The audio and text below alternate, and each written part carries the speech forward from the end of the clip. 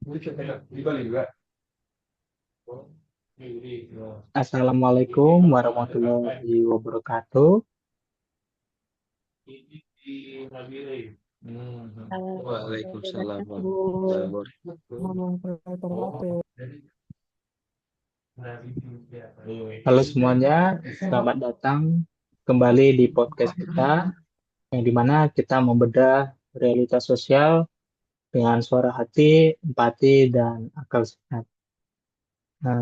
Teman-teman, kita saat ini hidup di zaman serba cepat, yang dimana informasi mengalir deras, tapi perhatian kita kerap terpecah-pecah. Banyak hal besar terjadi di sekitar kita, tapi seringkali kita hanya melihat permukaannya saja. Salah satu contohnya ini adalah kasus penyalahan narkoba yang mungkin sudah lama dan sering terjadi dari dulu.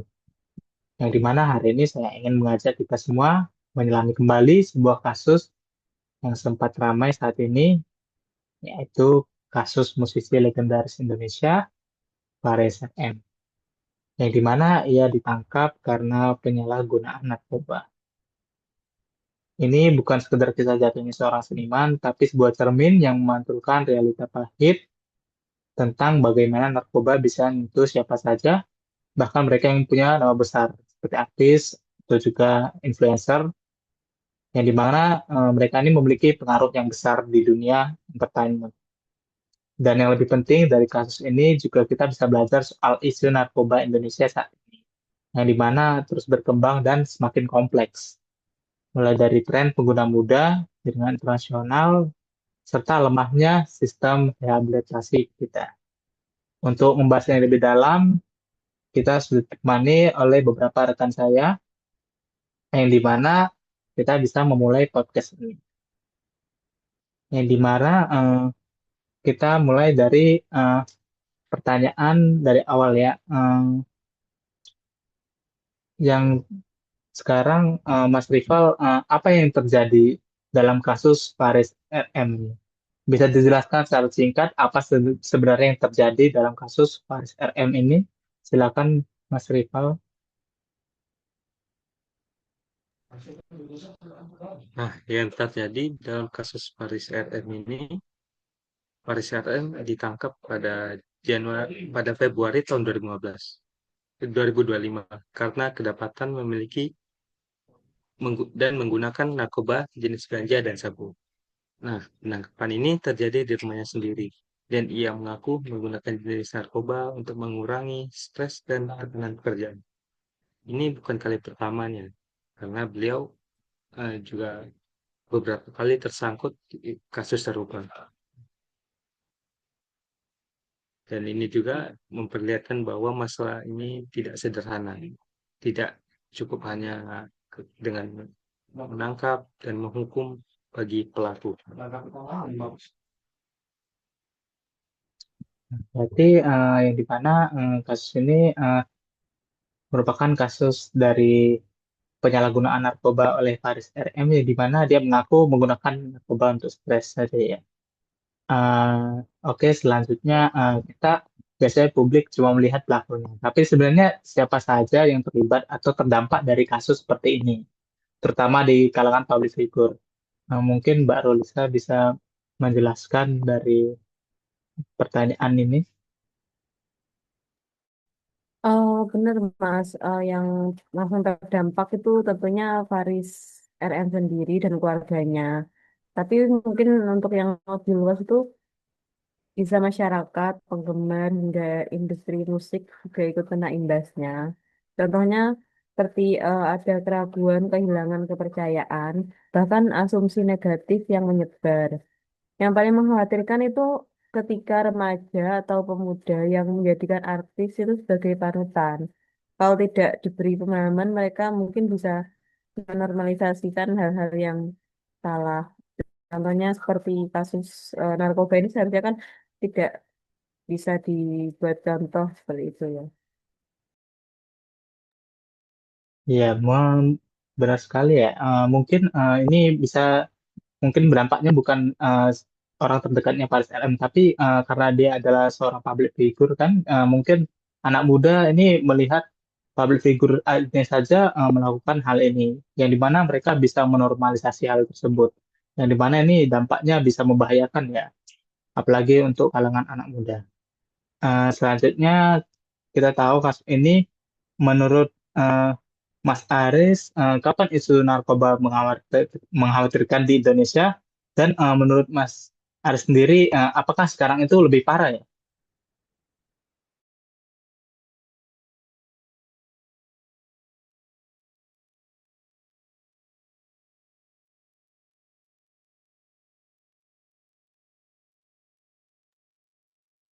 Mungkin suaranya Mas Aris tidak terdengar.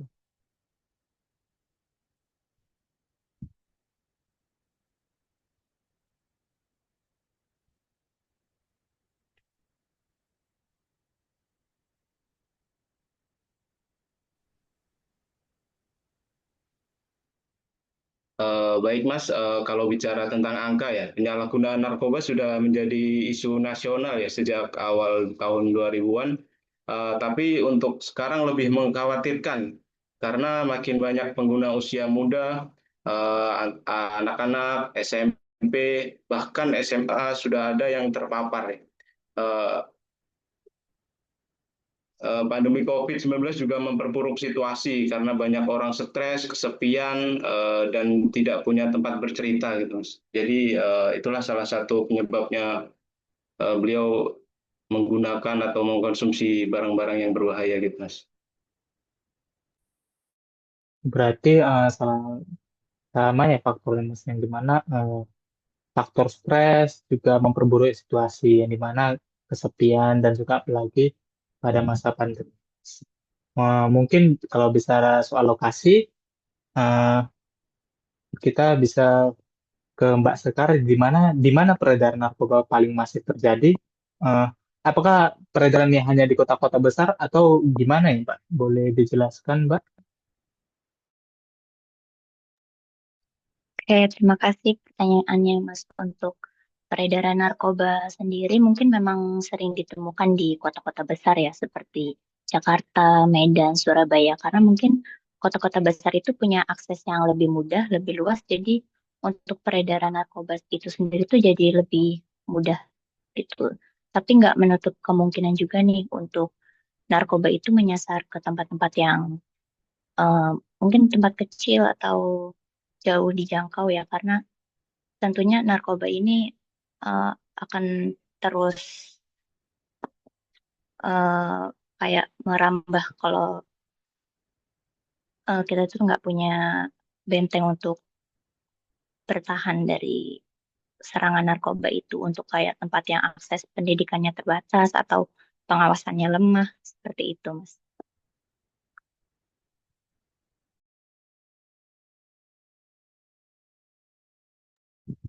Berarti pada intinya peredaran narkoba itu memang mayoritas masih di kota besar ya, seperti Jakarta, Medan, Surabaya, yang dimana memang salah satu faktornya adalah mungkin karena terlalu banyaknya penduduk di kota tersebut.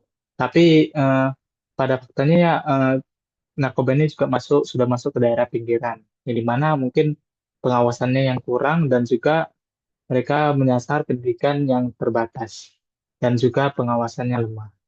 Nah, ngomong-ngomong tentang narkoba yang sangat masif, eh, mau tanya ke Mas Rival ini, orang semua penasaran nih. Kenapa sih orang tetap nekat pakai narkoba, padahal emang udah tahu bahayanya? Gimana ya?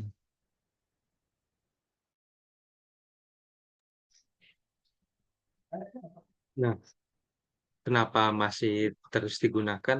Karena pada narkoba ini merupakan pelarian instan dari masalah. Karena banyak orang mengalami tekanan hidup, mental, health issue, atau trauma, tapi tidak tahu harus kemana. Nah, makanya sering dari generasi muda sering menggunakan narkoba untuk jadi solusi sesaat. Nah, yang lebih menyedihkan lagi, stigma terhadap orang yang butuh bantuan psikologis masih tinggi. Karena orang kita takut dianggap lemah, atau takut dianggap gila. Jadi mereka diam-diam dan mencari pelarian ke zat-zat terlarang tersebut. Yang mungkin berbahaya bagi diri sendiri dan membawa pengaruh buruk ke orang lain.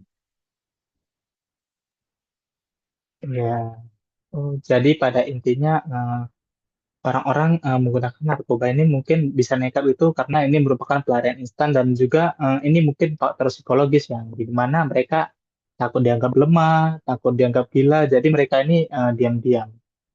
Hmm, Mungkin ini hal yang sangat kompleks ya untuk salah satu faktor kenapa orang masih memakai narkoba gitu.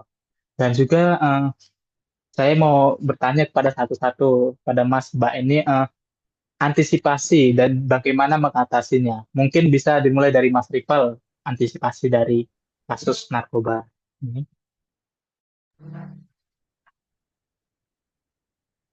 Nah, eh, dari pendapat saya untuk antisipasi itu mungkin eh, lebih menjalankan di program promotif atau program pembinaan. Pada program ini yang menjadi saran pembinaannya adalah para anggota masyarakat yang belum memakai atau bahkan belum mengenal narkoba sama sekali.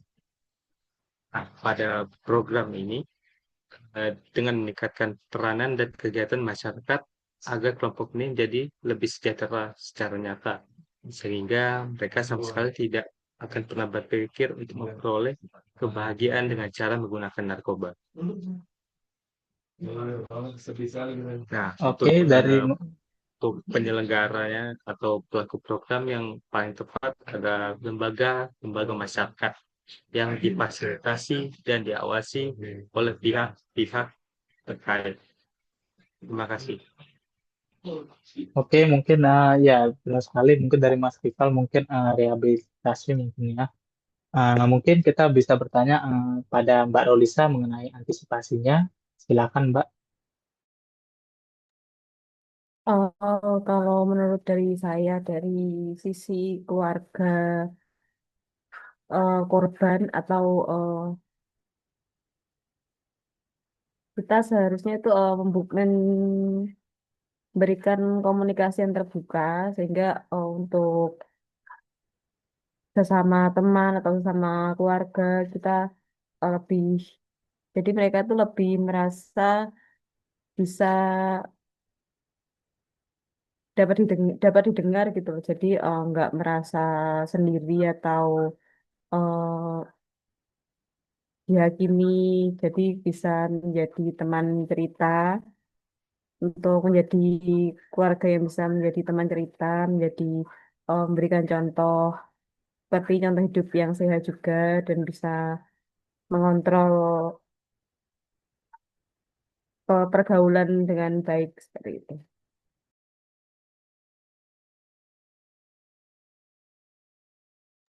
Oke, makasih Mbak.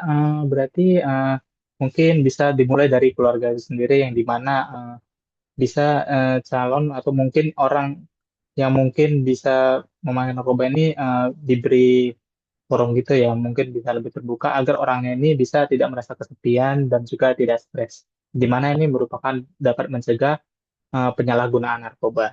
Makasih Mbak. Mungkin selanjutnya ke Mas Aris tentang bagaimana antisipasinya.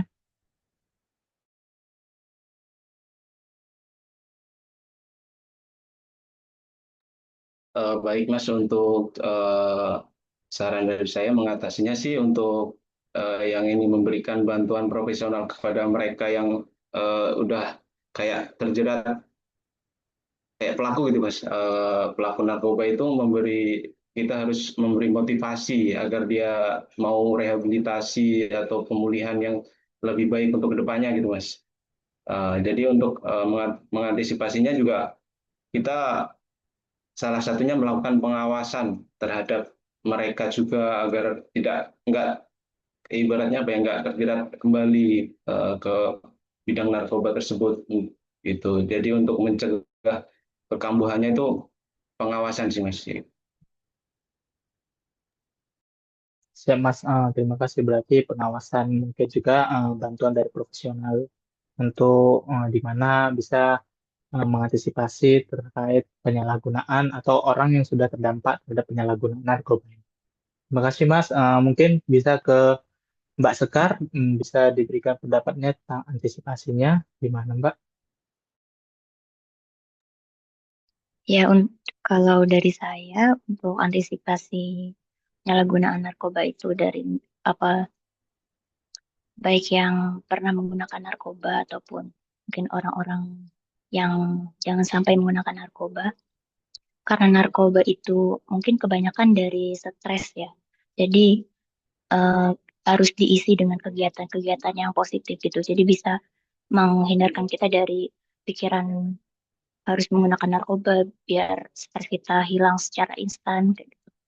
Kegiatan positif ini kan bisa banyak kayak olahraga atau ikut komunitas yang positif atau mengekspresikan diri eh, melalui jalur kreatif dan edukatif seperti itu, Mas.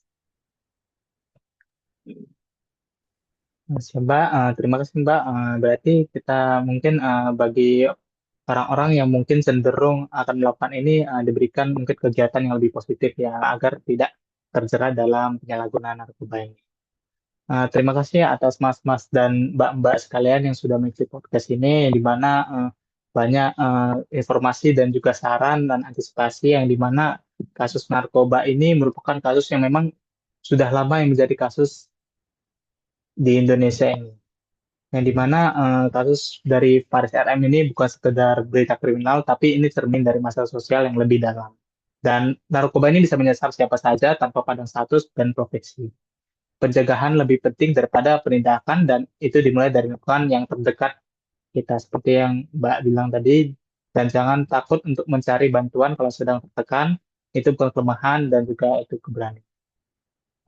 Sekian saya harap podcast ini bisa membuka mata hati pikiran kita semua karena melawan narkoba itu bukan hanya tugas dari aparat saja tapi itu tugas kita bersama ya. Ya, terima kasih. Saya Galang Indonesiaan pamit undur diri. Terima kasih sudah mendengarkan. Kita tetap sadar, tak peduli, dan mari kita jaga generasi ini dari bahaya yang sama. Terima kasih. Waalaikumsalam warahmatullahi wabarakatuh. Sampai jumpa di podcast selanjutnya.